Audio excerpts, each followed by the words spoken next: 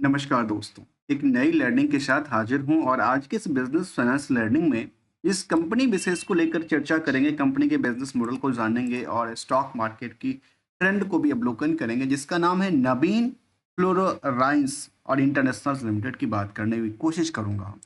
यहाँ पे मार्केट की रेस में देखा गया कि मैंने कुछ इंडिकेटर इसमें यूज किया था। फिलहाल मैं कोई इसमें से इंडिकेटर यूज हटा देता हूँ और प्लेन चार्ट पे चलता हूँ और यहाँ पे देखा गया कि मार्केट की रेस में जहाँ मार्केट में जहाँ तहाँ बिकवाली का प्रेशर था, वहाँ पे इस कंपनी में एक खरीदारी का प्रेशर रहा है और निवेशकों का इंटरेस्ट लगातार बनती देखने को मिलता है। और दो सवाल अक्सर होते हैं कि सर टारगेट क्या है, एसएल कहाँ लगाएं, इनको भी जानने की कोशिश करेंगे। पहले इस कंपनी के बिजनेस मॉडल को जानने की कोशिश करते हैं। इनके बिजनेस यूनिट्स हैं, जहाँ पे कंपनी कहती है कि इनके पास रेफ्रिजरेशन का हो, इर्गोनिक्स फ्लोरिसाइड्स की बात कहते हैं, स्पेशलिटी केमिकल्स हैं इनके पास। अर्थात इसको सिंपल शब्दों में ये कह सकते हैं कि स्पेशल केमिकल से डील करने वाली कंपनियां हैं। और इनका जो कारोबार है वो जिसमें कि ये अपनी आर&डीज के हेल्प से काम करती है। ऐसे टेक्नोलॉजी वो इंक्लूड करती है, टेक्नोलॉजी के अलावा इंफ्रास्ट्रक्चर्स को भी जिक्र करती देखी गई। सस्टेनेबिलिटी की बात सभी कंपनियां कहती है और जो हम मार्केट में अपनी प्रोडक्टिविटीज और रेंज को लेकर सस्टेन है, जहाँ पे नवीन फ्लोरोलाइंस इंटरनेशनल लिमिटेड भी जिक्र करती है कि सस्टेनेबिलिटी रिपोर्ट जो है, और जहाँ पे treatment of the overall ongoing effort for the create of the, जहाँ पे पॉजिटिव इम्पैक्ट को लेकर के सोसाइटीज में देखा गया और सस्टेन करने की कोशिश करती रहती है अपने बिजनेस को लेकर के। वहाँ पे इन कंपनियों के रेस में देखा जाए तो यहाँ पे देखा गया कि इनका जो बुक वैल्यू है उसके मुताबिक मार्केट करीब 823% की रैली क्रिएट करती है। वहीं पे इंट्रिंसिक वैल्यू के मुकाबले कंपेयर किया जाए तो ये कह सकते हैं कि मार्केट 400% के आसपास उछल कूद चुका है। हायर से लोअर की बात करें तो अभी कह सकते हैं कि नियर अबाउट द ब्रेकआउट होती हुई स्टॉक है।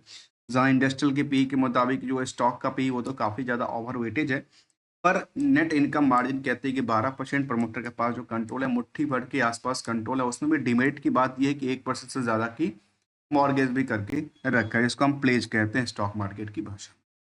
डिविडेंड का कोई ट्रैक रिकॉर्ड बात किया है तो 0.30% के आसपास रही है। यहाँ पे आरओसी की आंकड़ा देखा है तो नियरली 10% के आसपास देखने को मिलता है।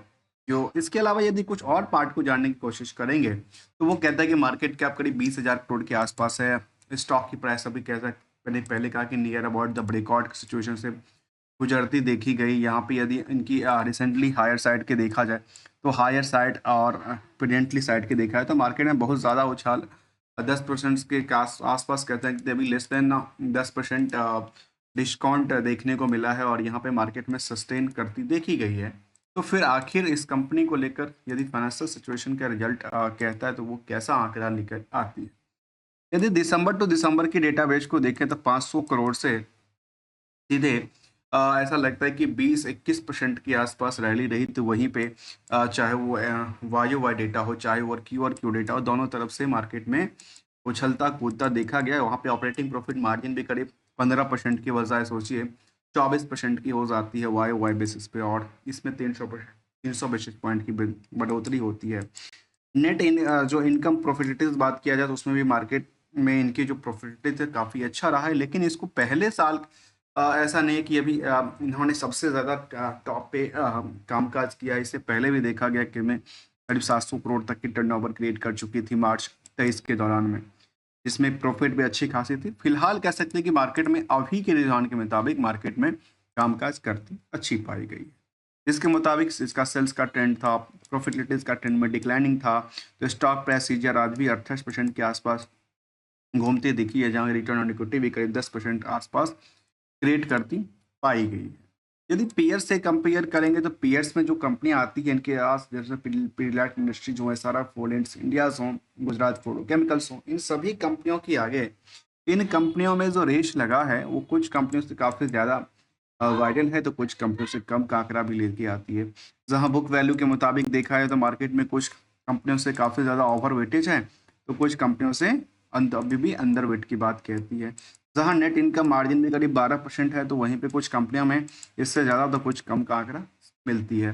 अर्थात इसकी बिजनेस मॉडल को लेकर देखा जाए तो मार्केट में अभी तक का जो पुराना प्लेटफॉर्म परफॉर्मेंस रहा है वो स्टेबिलिटी की तरफ इशारा देती देखी गई। तो वहाँ निवेशकों का इंटरेस्ट ये भी कहता है कि कंपनी में करीब 1.5 लाख से ज़्यादा निवेशक हैं। एफआई और डीआई के जो होल्डिंग है वो लगातार बनी पड़ी है 18% से लेकर 28% तक। तो यही लोग बैठे हैं, आम निवेशकों से ज़्यादा होल्डिंग तो डीआई की होल्डिंग है।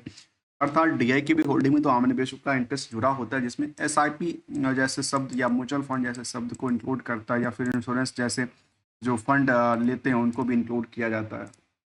यदि हम कंपनी की तरफ देखा जाए तो कंपनी में एक नाम शामिल आता है जिसका नाम अजय उपाध्याय है, जिनके पास 1% की होल्डिंग जिक्र करती देखी गई है। अब या तो ये मैनेजमेंट से जो डील करती देखी गई है, या ये एक बड़े निवेशकों के तौर पे बनी हुई देखने को मिलती है।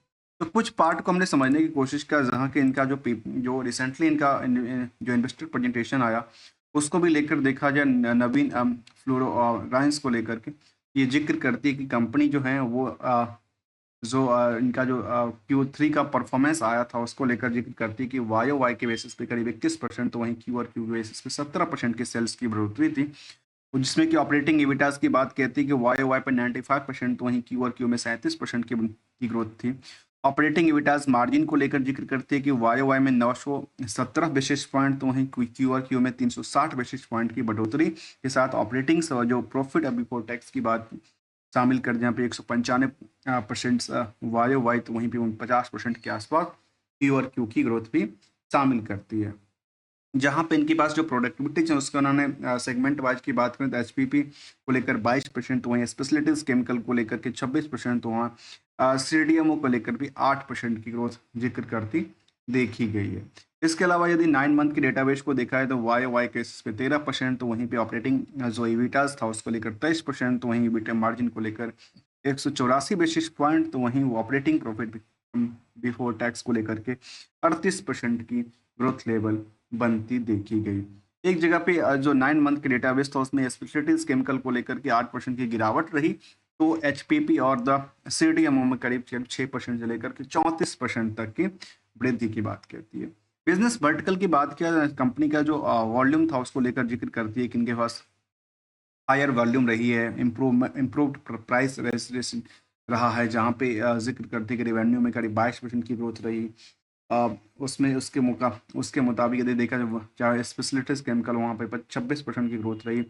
तो जो सीडीएमओ हो है उसमें करीब 8% की ग्रोथ के साथ मार्केट में कामकाज करती पाई गई। इसके अलावा उन्होंने अपने डिटेल्ड जो उन्होंने परसेंटेज वाइज प्रेजेंटेशन सबमिट किया है, काफ़ी बेटर है।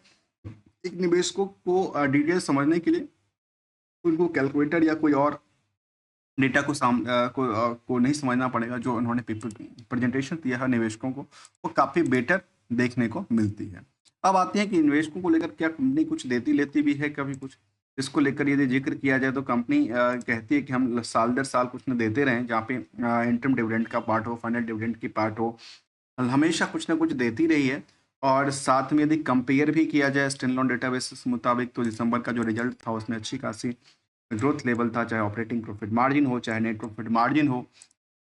इसके अलावा यदि कंपेयर करते हैं इसको सेंसेक्स के पॉइंट ऑफ व्यू से या फिर बीएसई कमोडिटी इंडेक्सेशन के पॉइंट ऑफ व्यू से, तो जहां सेंसेक्स जैसे पॉइंट में लगातार बिकवाली का प्रेशर देखने को मिला, इंडेक्सेशन के पॉइंट में लगातार बिकवाली का प्रेशर था, तो वहीं पे इन कंपनियों के स्टॉक में डिमांड जो है लगातार बढ़ती दिखी है। जबकि कुछ पीरियड के हिसाब से 2 साल में तो टाइम फ्रेम के मुताबिक 4-5% की गिरावट रही, तो बाकी सिचुएशनों में इनकी जो स्टॉक प्राइस और उसमें डिमांड बढ़ती जाती है। और ये जो परसेंटेज वाइज जो कैलकुलेट होता है उसके लिए होता है क्या, जो अभी एक टाइम फ्रेम के मुताबिक आप बुल मार्केट से बियर मार्केट की तरफ कंपेयर करेंगे तो मार्केट डिक्लाइनिंग शो करेगा। यहाँ से आप यहाँ पे शो करेंगे तो मार्केट आपके सामने अप ट्रेंड दर्ज करती है। तो ये ट्रेंडिंग फिलहाल की बात करें तो ट्रेंडिंग के लिए अलग अलग सी हो सकती है। आप वीकली ट्रेंडिंग को देख लीजिए, मंथली ट्रेंडिंग को देख लीजिए, क्वार्टरली ट्रेंडिंग को देख लीजिए। यदि इन सभी ट्रेंडिंग में मार्केट में अच्छी खासी है तो फिर मार्केट में ट्रेंड इसको अप ट्रेंड की तरफ इशारा देती देखी गई है। कई बार शॉर्ट पीरियड लॉन्ग पीरियड इसको देखा जाता है। टारगेट को लेकर देखा जाता है कि जब ट्रेंड के मुताबिक प्रॉफिट बनती हो तो उसको बुक करते रहना चाहिए। यदि लगातार लॉस क्रिएट करती देखने को मिलता है तो एसएल के साथ अपनी कैपिटल को बचाने की सदुपयोग भी करना चाहिए। ये कुछ जेनेरिक गोल्डन रूल है, क्योंकि ये कहते हैं कि एक शॉपकीपर अपने शॉप में वही सामान को स्टे करके रखता है जो लंबे पीरियड तक लंबे पीरियड के लिए चलता है। अदरवाइज कुछ ऐसे प्रोडक्ट भी होते हैं जो शॉर्ट पीरियड में एक्सपायर्ड या नुकसान देती है, उसको वो हटाने की नुकसान में भी कोशिश करते रहते हैं। मिलेंगे कुछ नई लर्निंग के साथ। कंपनी में कोई रिस्क फैक्टर नहीं था। Company better is the better from the another parts as per the fundamental. This is कह सकते हैं कि इसको लेकर के अच्छी खासी इनमें फाइनेंशियल पोजीशन रहा और मार्केट में स्टेबल करने की तरफ इशारा देती पाई गई है। मिलें कुछ नई लर्निंग के साथ, तब तक के लिए थैंक्स फॉर द ज्वाइनिंग।